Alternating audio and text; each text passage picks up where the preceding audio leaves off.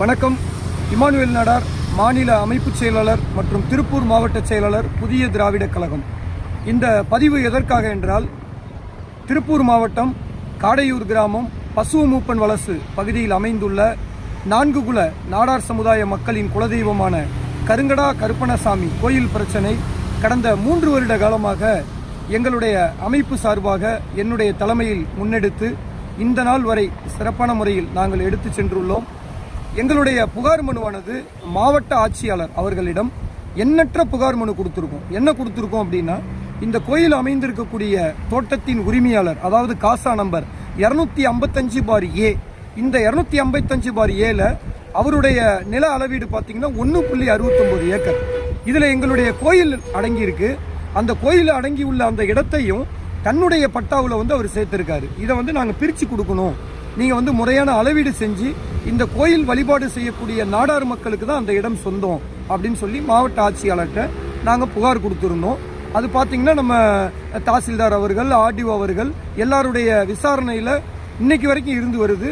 2 பியூஸ் கமிட்டியை நாங்கள் அட்டன் பண்ணியிருக்கோம். நாங்கள் எங்களுடைய கோரிக்கையை வச்சுருக்கோம். அதனை தொடர்ந்து இன்னைக்கு பார்த்தீங்கன்னா அவர் பத்திர பரிமாற்றம், அந்த இடத்த மாற்று நபருக்கு விற்கிறதுக்காக பத்திர பரிமாற்றம் செய்வதற்காக முயற்சித்தார். அப்போ எங்களுடைய அமைப்பு உள்ள குறுக்கிட்டு மாண்புமிகு மரியாதைக்குரிய சார் பதிவாளர் அவர்களிடம் நடந்ததை எடுத்து சொல்லி நாங்கள் எங்களுடைய தடங்கல் மனுவை கொடுத்தோம். அந்த தடங்கல் மனுவானது ஏற்றுக்கொள்ளப்பட்டு அந்த தோட்டத்தின் உரிமையாளர் தற்பொழுது அந்த இடத்தை கிரையம் பண்ண முடியாத ஒரு சூழல் எழுந்தது.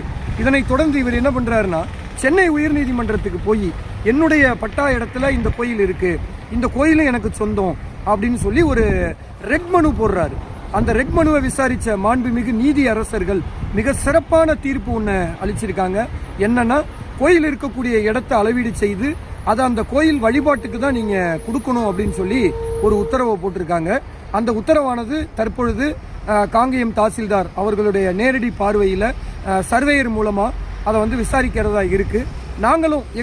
நானும் ஒரு புகார்தாரர், நானும் ஒரு எதிர்மனுதாரர் என்கிற விஷயத்தினால சார் பதிவாளர், அறநிலைத்துறை, மாவட்ட காவல் துணை கண்காணிப்பாளர், தாசில்தார், சர்வேயர், ஆர்ஐ எல்லாருக்கும் நாங்கள் போய் நேரடியாக இந்த ஹைகோர்ட்டோட காப்பியை நாங்கள் கொடுத்து முறையான அளவீடு செய்யணும். அளவீடு செய்யும் போது என்னையும் நீங்கள் அதில் ஒரு சம்மனை போட்டு எங்களையும் நீங்கள் அழைச்சி, அந்த கோயில்தாரர்களையும் அழைச்சி, கோயில் தர்மகர்த்தாவையும் நீங்கள் அழைச்சி எங்களுடைய நேரடி பார்வையில் நீங்கள் அளவீடு செய்யணும் அப்படிங்கிற ஒரு கோரிக்கையை வச்சுருக்கோம்.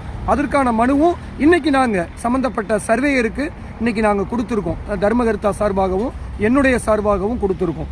இன்னொரு முக்கியமான கருத்து, இதே தோட்டத்தின் உரிமையாளர் யுவராஜ் என்பவர் பக்கத்து காடு, அதாவது 254ங்கிற காசா நம்பருக்கும் இவர்